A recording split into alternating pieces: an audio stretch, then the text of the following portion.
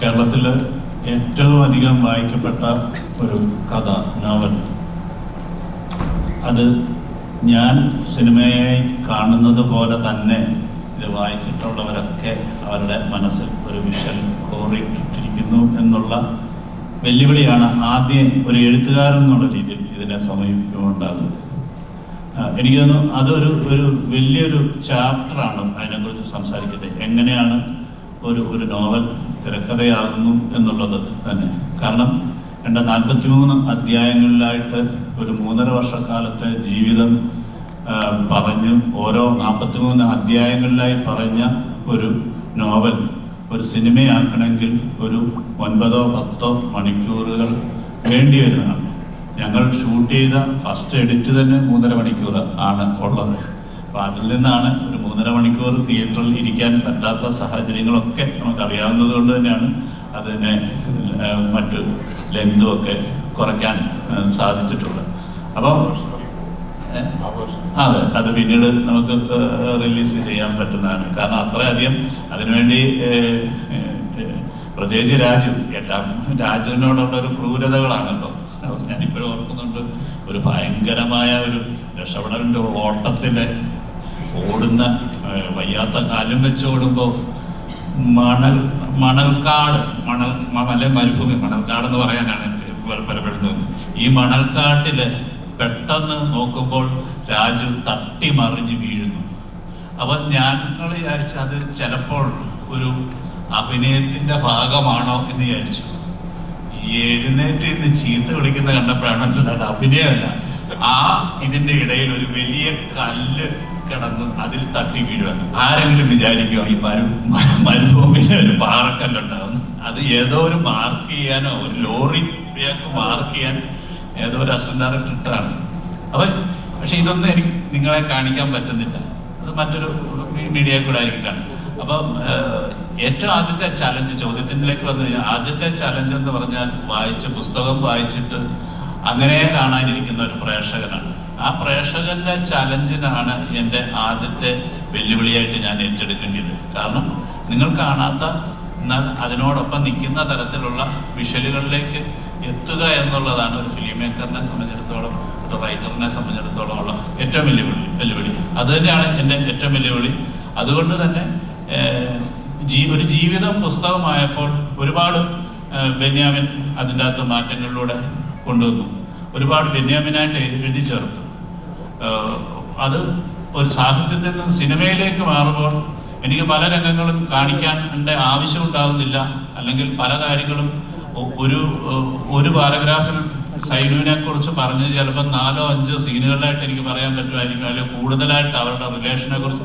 അപ്പം അദ്ദേഹം പറയാതെ പോയിരിക്കുന്ന കാര്യങ്ങളെ കൂടുതൽ പറയാനാണ് ഞാൻ ശ്രമിച്ചിട്ടുള്ളത്.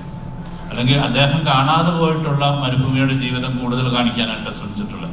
അപ്പം അത്തരത്തിലുള്ള എങ്കിൽ മാത്രമേ അതൊരു എക്സ്പീരിയൻസ് ആകത്തുള്ളൂ. അല്ലെങ്കിൽ ഒരു ഡോക്യുമെന്റേഷനാണ്. പുസ്തകത്തിൻ്റെ ഒരു ഡോക്യുമെന്റേഷൻ അല്ല ആടുജീവിതം എന്ന് പറയുന്നത്. ആടുജീവിതത്തിന് അതിൻ്റേതായിട്ടുള്ളൊരു ഐഡന്റിറ്റി ഉണ്ട്.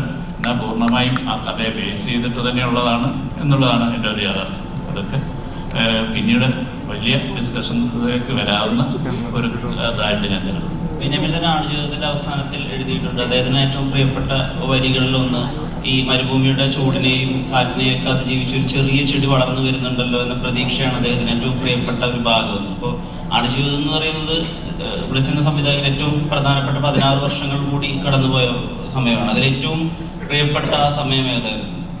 ആൻഡ് പൃഥ്വി ഈ നജീബൊക്കെ പ്രതീക്ഷിച്ചിരുന്ന പോലെ ഒരു ചെറിയ ചെടിയായിരുന്നു അദ്ദേഹത്തിന്റെ പ്രതീക്ഷ. അതുപോലെ പൃഥ്വിയുടെ പ്രതീക്ഷ എന്തായിരുന്നു?